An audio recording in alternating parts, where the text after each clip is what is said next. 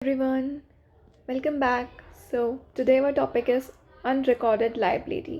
Unrecorded liability क्या होती है? Can anyone tell me unrecorded liability क्या होता है? So unrecorded itself explains एक ऐसी liability जो रिकॉर्ड ना की गई हो, राइट? मतलब फाइनेंशियल स्टेटमेंट्स में हम अगर देखते हैं तो कुछ liability as a current liability आ रहा होता है और कुछ अनकरंट लाइबिलिटी आ रहा होता है. सो अगर ये फाइनेंशियल स्टेटमेंट्स में ये इन दोनों में से अगर कोई लाइबिलिटी नहीं है तो एक डिस्क्लोजर में आ रही थी that is contingent liability, right?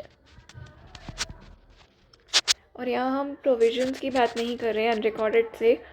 जो प्रोविजन की तरह रिकॉर्डेड कर रखे हैं वो भी हमारे रिकॉर्डेड लाइबिलिटी हैं. इन सबको छोड़कर अगर कोई एक ऐसी लाइबिलिटी है जो आनी चाहिए थी फाइनेंशियल्स में, डिस्क्लोजर्स में या फेस पे, जो कि नहीं दिखाई गई है, that is our unrecorded liability.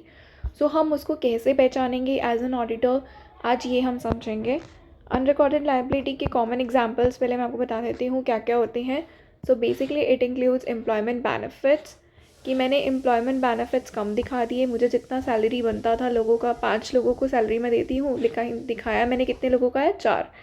Legal claims, मान लो मेरा भी कोई केस चल रहा था जो कि मुझे दिखाना चाहिए था. एक कस्टमर ने मुझे जैसे फेयर एंड लवली पे एक केस चला दिया कि आप तो बोल रहे हो कि हम फेयर होते हैं लेकिन हम नहीं हो पा रहे हैं, तो उस पर केस चल रहा है, लेकिन इन लोगों ने अपनी फाइनेंशियल्स में उसके अगेंस्ट कोई लाइबिलिटी नहीं दिखाई है जबकि दिखानी चाहिए थी. ठीक है. And deferred revenue is, deferred revenue आपको कितना दिखाना चाहिए था अपनी उसमें, बेस्ड ऑन आपका कितना हो गया है, आपने सर्विसेज कितनी प्रोवाइड कर दी हैं. ठीक है. उसके बाद वारंटी क्लेम्स, अगर कोई क्लेम है जो कि हमारे ऊपर फॉल हो रहा है ड्यू टू वारंटी और जो हमने नहीं दिखाया. एनवायरमेंटल लाइबिलिटीज़, मान लो कि आप पॉल्यूशन कर रहे थे, उसकी वजह से किसी ने आप पर केस कर दिया है. ग्लोबल वार्मिंग आपकी वजह से ज़्यादा हो रही है, फॉसिल फ्यूल्स वगैरह आप बर्न कर रहे हो, उसकी वजह से किसी ने आप पे केस कर दिया है और वो आपने अपनी रिपोर्ट में नहीं दिखाया, फाइनेंशियल स्टेटमेंट में नहीं दिखाया है, तो उसकी लाइबिलिटीज़ को हम लोगों को देखना होता है. कैसे हम आइडेंटिफाई करेंगे? तो फाइनेंशियल रिपोर्टिंग को अफेक्ट कैसे कर सकती है? अगर मैंने नहीं दिखाया तो इससे क्या फ़र्क पड़ जाएगा? स्टेटमेंट्स मिसरिप्रेजेंटेड होंगी, गलत दिखाएंगी. फाइनेंशियल स्टेटमेंट्स लाइबिलिटी कम दिखा रही होंगी, असेट ज़्यादा दिखा रही होंगी, जिसकी वजह से क्या हो जाएगा, मेरा प्रॉफिट ज़्यादा आएगा. इंक्रीज रिस्क ऑफ लिटिगेशन, अभी तो नहीं दिखाया हमने कोई लीगल लाइबिलिटी, लेकिन कल को जाके एक केस खड़ा हो गया जिसके लिए हमारे पास पैसे नहीं थे, हमने कुछ सेव नहीं किया था, हमने लाइबिलिटी नहीं दिखाई थी, वो आ सकता है यहाँ पे. क्रेडिबिलिटी, अगर फाइनेंशियल स्टेटमेंट ठीक नहीं होंगे तो ऑडिटर के ऊपर भी एक पॉइंट रेज हो सकता है कि उसने सही से चेक नहीं किया, उसने डिस्क्लोज सही से नहीं देखा कि वो सही से डिस्क्लोज हो रहा है या नहीं हो रहा, उसने अपनी रिपोर्ट में भी कुछ नहीं दिया. मिटिगेटिंग द रिस्क, तो रिस्क को भी मिटिगेट कर देते हैं ये लोग. और best practices for recording the liabilities, हम ये भी पढ़ेंगे आज कि हमें कैसे रिकॉर्ड करना होता है, कैसे हम इसको आइडेंटिफाई करेंगे.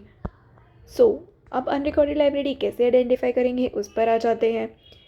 हम सब्सिक्वेंट पेमेंट्स को रिव्यू कर सकते हैं. हम क्या कर सकते हैं, हम एक डंप उठा सकते हैं, हमें बोल सकते हैं कि आप हमें बैंक स्टेटमेंट दे दो सब्सिक्वेंट ईयर की, हम उसमें से कुछ सैम्पल्स पिक करते हैं. लाइक हमने 5 मान लो कर लिए, फर्स्ट 5 और कुछ बेसिस पे, जिसको हमने फिर चेक किया कि ये फर्स्ट 5 जो पेमेंट है वो मेरे किस साल से रिलेट कर रही है, पेमेंट्स किस साल से रिलेट कर रही है, मतलब करेंट ईयर से रिलेटेड है, आफ्टर द ऑडिट पीरियड का जो करेंट ईयर है, या फिर जो लास्ट ईयर जो हमने जिसको ऑडिट किया है उससे रिलेटेड है. ठीक है. मैं आपको नए पेज पे बता देती हूँ. हम इसमें क्या कर सकते हैं, सब्सिक्वेंट बैंक स्टेटमेंट्स ले सकते हैं. ठीक है. हमने पहली 5 उठाई, हमने देखा कि ये करेंट ईयर से रिलेटेड है या प्रीवियस ईयर. करेंट ईयर का यहाँ पे क्या मतलब है, जो हमने ऑडिट नहीं किया है, जो नेक्स्ट ईयर है आफ्टर द 31 मार्च. ठीक है. और प्रीवियस ईयर जिसका हम ऑडिट कर रहे हैं. ठीक है. तो हमने क्या किया कि अगर पेमेंट जो है, मान लो एक सप्लायर को पेमेंट की गई है, वो सप्लायर ने गुड्स कब दिए थे, इस साल में, मिले कब, इस साल में, रिकॉर्ड कब होने चाहिए, इस साल में, पेमेंट कब होनी चाहिए, इस साल में. और अगर कोई ऐसा था वेंडर ने दिए तो पिछले साल थे, मिले भी हमें पिछले साल थे, हमने पेमेंट इस साल की है और रिकॉर्ड इस साल कर रहे हैं, तो हमें कब करनी चाहिए थी, पिछले साल करनी चाहिए थी, राइट. तो हमें यहाँ पे इसके लिए एक लाइबिलिटी खड़ी करनी चाहिए थी जो कि हमने नहीं करी है. नेक्स्ट पॉइंट हमारा आता है cut off review. Cut off review में आप जानते हैं कि हम लोग कुछ स्टेप्स करते हैं. लाइक हम लोग परचेज़ का कट ऑफ देखते हैं कि हमने लास्ट, एक तो हम देते हैं लास्ट कट, जो ईयर मंथ है उसमें कुछ ट्रांजैक्शन देखते हैं कि वो किस ईयर से रिलेट करती हैं, वो सही से रिकॉर्ड हुई है नहीं हुई. हम नेक्स्ट ईयर में देखते हैं तो फर्स्ट देखते हैं ट्रांजेक्शन्स कुछ। यहाँ पे अलग अलग मेथड्स होते हैं जिसकी बेस पे कंपनीज टू मतलब ऑडिट फर्म जो है अलग अलग बेस पे डिसाइड करती है कि उन्हें कैसे सेलेक्ट करना है।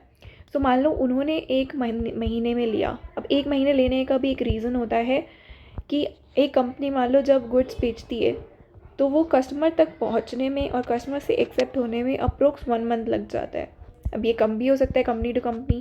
तो हमने 1 मंथ लिया, 1 मंथ में मान लो कि 10 ट्रांजेक्शन थी, 10 की 10 हमने टेस्ट कर ली। पर 1000 या 5000 ट्रांजेक्शन थी तो हम सारी नहीं कर सकते। हम यहाँ पे भी सैम्पलिंग कर सकते हैं और हम उसको बेसिस पे चेक करेंगे। अब इसमें हम चेक क्या करेंगे, तो हम चेक करेंगे कि जो इसका GRN था, मतलब जो कस्टमर को जब ये मिला, ठीक है, डिलीवरी नोट कस्टमर को जब मिला और कस्टमर ने जब साइन किया वो कब की डेट है।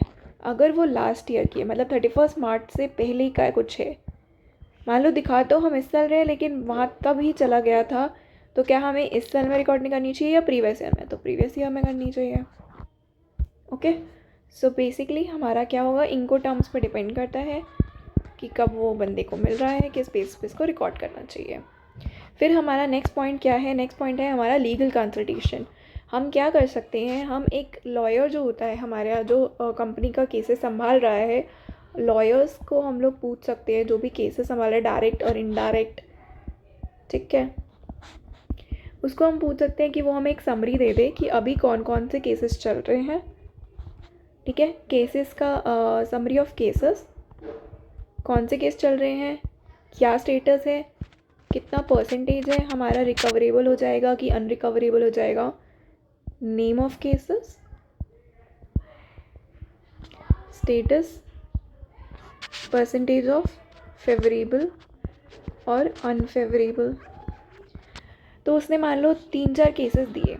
अब इसमें से 3-4 में से ये आ रहा था हमारे फाइनेंशियल में, इसका आ रहा था, इसका आ रहा था, हमने कंटिजेंट लायबिलिटी में दिखा रखा है, लेकिन हमने इस वाले केस का कहीं पर भी नहीं दिखाया था, इस वाले केस को हमने कहीं पर भी नहीं दिखाया, तो हमें ये दिखाना चाहिए, ठीक है। तो हम देखेंगे कि हमें दिखाना चाहिए उसका स्टेटस क्या है, उसकी परसेंटेज क्या है। अगर वो फेवरेबल है तो हम नहीं दिखाएंगे, अगर फेवरेबल नहीं है कि अनफेवरेबल है, मतलब ये हम हार ही जाएंगे या हारने के कुछ ज़्यादा चांसेस है, तो हमें एज अ लायबिलिटी रिकॉर्ड करना चाहिए था, राइट। फिर हमारा नेक्स्ट पॉइंट है review of minutes. Review of minutes में हम क्या करते हैं, मैं आपको बता देती हूँ। रिव्यू ऑफ मिनट्स में बेसिकली मिनट्स की कॉपी ली जाती है। मिनट्स बेसिकली क्या होते हैं, मिनट्स या तो बोर्ड की मीटिंग के मिनट्स हो सकते हैं, या फिर AGM हो सकती है, या फिर EGM हो सकती है, राइट। बोर्ड मीटिंग्स में क्या होगा, हमने मान लो ये ले लिया, ठीक है। अब उसमें हमारे को एक तो ये होता है कि पिछले टाइम जो लास्ट क्वार्टर की है क्या परफॉर्मेंस रही है, आगे हमारे क्या क्या एक्शंस हैं हम जो लेंगे, हम क्या क्या सोच रहे हैं। अब बोर्ड ने बोला कि हम लोग सोच रहे हैं कि ये एक कैपेक्स को ख़रीदे या हम ये जो है प्रोजेक्ट डेवलप करें, ठीक है, प्रोजेक्ट डेवलप करें, और या फिर हम इसको 2025 तक बना देंगे। 2025 तक बना देंगे का मतलब क्या है, अभी काम चल रहा होगा 2024 में, 2023 में, हम इसमें देख सकते हैं कि अभी क्या स्टेटस है, हमने चालू कर दिया नहीं कर, अगर चालू कर दिया तो इसका खर्चा कहाँ है, status, where it is booked, expense कहाँ बुक हुआ है, इट इज़ बुक्ड। और अगर हमें इसका एक्सपेंस खर्च हुआ है लेकिन हमने बुक नहीं किया, तो इसका मतलब हमारी एक लायबिलिटी है जो कि खड़ी होनी चाहिए थी। लायबिलिटी कब बनेगी, जब हमारा खर्चा था और हमने पे नहीं किया है, तो हमारा ऐसा खर्चा है जिसको हमने पे भी नहीं किया है, तो हमारी लायबिलिटी बन जाएगी और हमें दिखानी चाहिए थी, राइट। उसके बाद हमारा पॉइंट एक आता है, हमारा पॉइंट क्या है मैं आपको बता देती हूँ, conformation from the third parties. इसमें ये क्या बोलता है कि आपको पता है कि हम कन्फर्मेशंस लेते हैं, कन्फर्मेशंस हम लोग ऑब्टेन करते हैं हमें हमारी ऑडिट प्रोसेस में। एक होता है हमारा पॉजिटिव कन्फर्मेशन, एक होता है नेगेटिव कन्फर्मेशन। तो पॉजिटिव कन्फर्मेशन में हम एक्सपेक्ट करते हैं कि सारी कन्फर्मेशंस के रिस्पॉन्सेज आएंगे, और क्या रिस्पॉन्सेज आते हैं हम उसको इवैल्यूएट करते हैं। और नेगेटिव में क्या होता है, हम देखते हैं कि रिस्पॉन्सेज अगर तब आएंगे जब आप उस चीज़ से सहमत नहीं हो। मान लो हमने एक वेंडर है उसको भेजा X को कि तेरी अमाउंट अगर तू इस चीज़ से सहमत नहीं है, मैंने बोला कि 10,000 की आपकी तरफ हमारी एक लायबिलिटी है, अगर आप इस चीज़ से सहमत है तो इस पर कोई रिस्पॉन्ड ना करें। अगर आप असहमत हैं तो इस पर रिस्पॉन्ड करें, ठीक है। तो वो इस केस में नेगेटिव में तभी आएगा जब वो सेटिस्फाइड नहीं है, उससे एक्सेप्ट नहीं करते हैं जो आपने बैलेंस दिखाया है। पॉजिटिव में आप करते हो कि चाहे आप सहमत हो या असहमत हो, आप दोनों में भेजोगे। और पॉजिटिव में ना एक होता है ओपन एंडेड कन्फर्मेशन, एक होता है क्लोज एंडेड। ओपन एंडेड में क्या होता है, बेसिकली हम बैलेंस नहीं लिख के भेजते हैं, क्लोज एंडेड में हम बैलेंस लिख के भेजते हैं। मतलब हम बोल देंगे कि बैलेंस खड़ा है, आप बताइए। और इसमें होता है कि आप फिल करके दीजिए। इसमें होता है कि इतना बैलेंस है और आप कंफर्म करें कि इतना ही आपकी बुक्स में है कि नहीं है। अब हम कंफर्मेशन से क्या करेंगे। मान लो हमने बोला कि मैंने एक क्रेडिटर को पेमेंट करना है 11,000 और मैंने इसको कंफर्मेशन भेज दी क्लोज एंडेड। अब सामने वाले ने मुझे बोला कि मेरी तो पेमेंट जो खड़ी है कि तुमने मुझे देना है वो है 12,000, इसका मतलब डिफरेंस आया 1,000 का। तो वो क्या रीज़न है आप कंपनी से लेंगे। और अगर आपको लगता है कि ऐसी एक लाइबिलिटी है जो रिकॉर्ड होनी चाहिए थी पर इन्होंने नहीं करी है, तो आप क्या करेंगे, इसको रिकॉर्ड करवाएंगे। Okay, thank you. कोई क्वेश्चंस हो तो please let me know in the comment section. Thank you, bye bye.